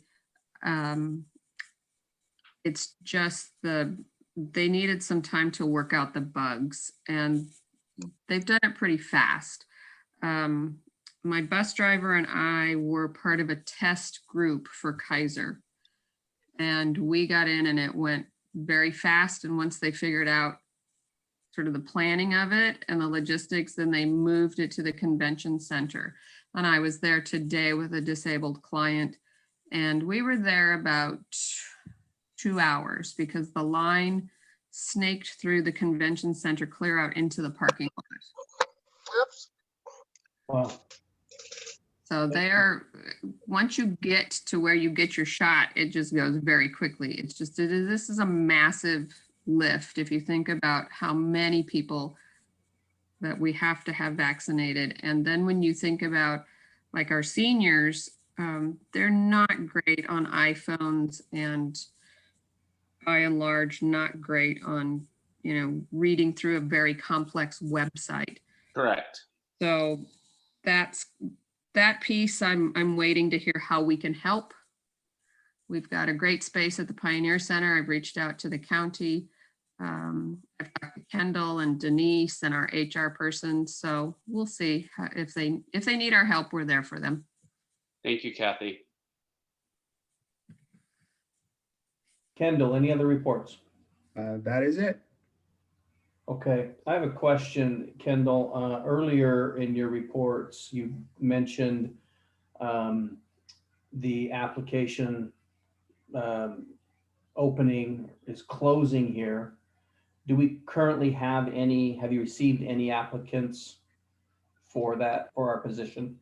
When it closes, I mean, some people have reached out to me, and I have referred them to the site and to Katie Riggs, the recorder, and she is processing those applications.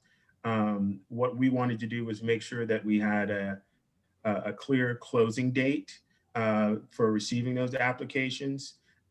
So once they do close on February 15th, we will get all those applications and we will have conversations about setting up interviews. But there are some applicants is what I mean. Yes, from what she's told me, there's several. Okay, good. All right. All right, as we finish up here, we've got future agenda items. As we've been moving through tonight, I've taken some notes, so I'll mention what I have from my notes, and then if there's anything I've missed, we can add that so that Kendall has a good list. I want to make sure that anything that anyone from the committee has brought forward tonight gets on the agenda as appropriate. So what I have heard is the Newell Creek update. Kendall, you were going to make an invitation for that. Mm-hmm. And then with Sean's comment, I know this wasn't a request necessarily, but it got me thinking about the Waterboard Park issues that then kind of moved themselves to Kanema Park. Kendall, I think it'd be good if we could make an invitation to the police department, to their homeless liaison, and ask them to give us an update on the situation there, especially with the pandemic and how that's affected things and how it's changed things, and maybe ask them to speak specifically, since we are PrAC, if they could speak maybe not on the whole issue, but just specifically how maybe it's affected the parks. I mean, they're going to have to, add some context and give some county and some city numbers, but really, more importantly, just how it's affected the parks, some of the work they've done. We've heard about some of the work Jonathan and his crew has done, but I think maybe if the homeless liaison through the city of Oregon City, through the police department could come, if we could extend that invite for next month, that would be great. And usually works best if we can move them to the very front of the agenda so they can kind of get in and get out, because I know they have lots of other responsibilities during that night. If we could do that. And then this may already be on your radar, but if we could get another staff report on Tyrone S. Woods and DC Latourette next month, just another, and if Kendall, if you want to just do this, if you don't have anything, if you don't want to bring anyone else in, on their time to do this, but if you just kind of give us a quick update, that would be fine. Or if you choose to bring someone in, that's fine. I don't think it really matters, whatever you think is best, but just be prepared if you wouldn't mind. Just give us a quick little update on that, since we'll be right about that, mid-February that we talked about. That would be helpful. But I don't think it needs to be a presentation, maybe just a quick little, report. And that's all I have from my notes. Does anyone else have anything that I missed that was brought up? Tim, you had something? Yes, so something that just recently appeared on the Oregon City scene is a potential pedestrian cycle bridge across the Willamette coming into Oregon City. And the committees are just starting right now. And personally, I'm very against it because there's no connectivity on the Westland side for anything. And it's going to be a big eyesore no matter what it looks like. But Kendall, do you have any visibility of this? I know that trails and connectivity is a big part of the Park and Recs Advisory Committee. This is something that will have a major impact to Oregon City and across all committees, whether, whatever it is. But I'm just wondering if your thoughts on this thing that's just coming to discussion now. It's a long ways off. But Are you asking that we add that as an agenda item for next time? Well, it's going to affect Park and Recs here. I'm just wondering, what kind of insight, is this something to go ahead and start talking about, or are you going to wait until there's some traction here to figure out what's going to happen? There was just recently a presentation done at the City Commission meeting on this pedestrian bridge, and I think it was Metro who presented, if I'm correct, about their plans moving forward.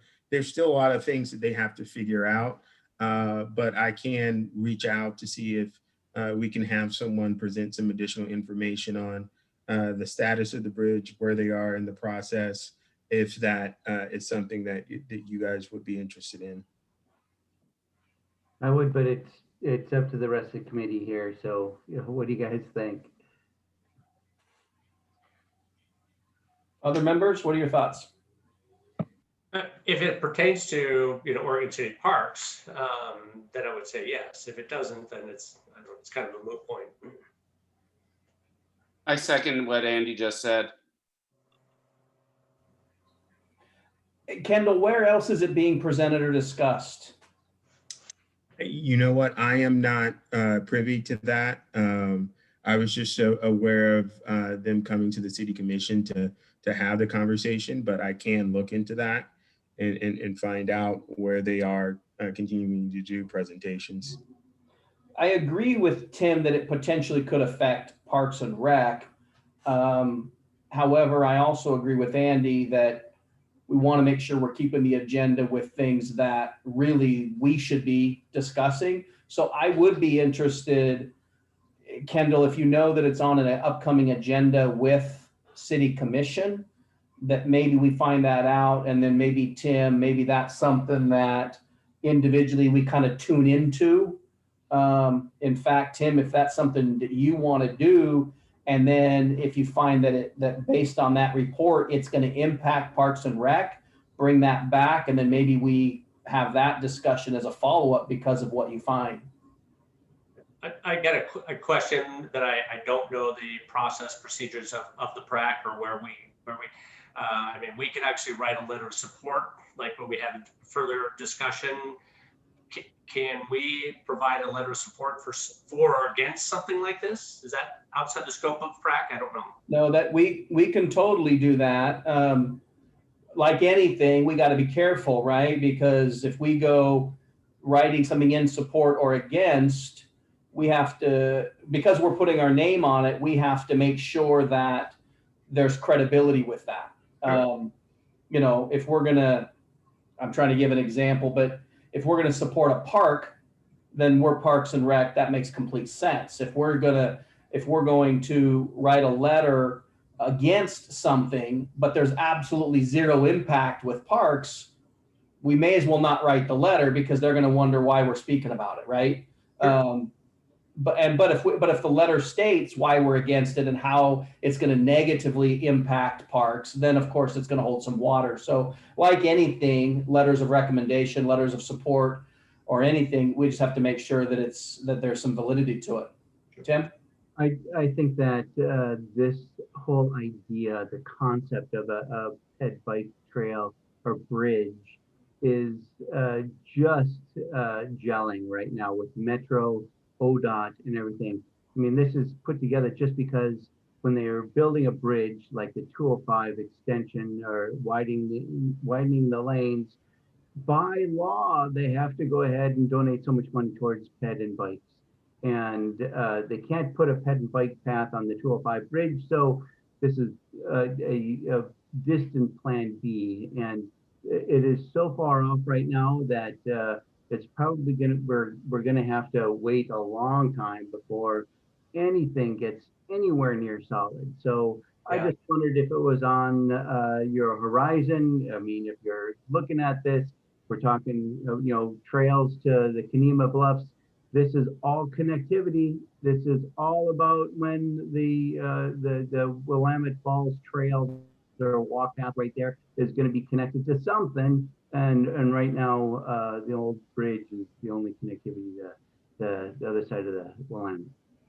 So just wanted to say that I would be happy to go ahead and keep track of this and give updates to you guys on, you know, I'm on the, you know, Transportation Advisory Committee. They have not even discussed this at all. So, and I think, and I agree with you. It's something that I've read a bit about, something that I'm aware of, and it could, because it does affect the bridge that takes us to downtown, and because the Willamette Falls project affects downtown, which is a park's interest.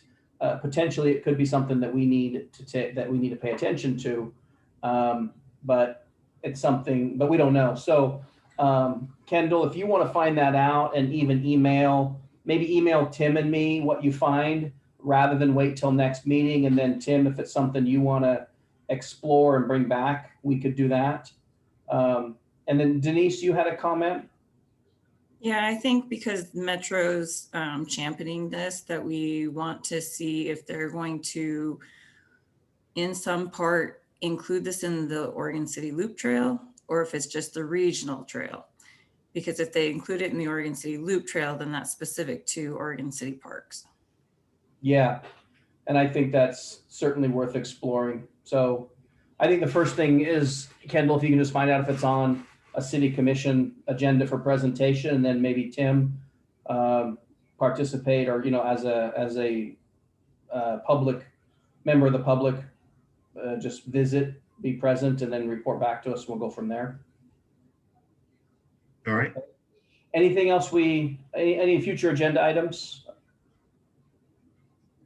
Okay, next meeting is February 25th, 2021. And as of tonight, meeting adjourned. Thank you very much. Have a good night, guys. See ya. Thank you.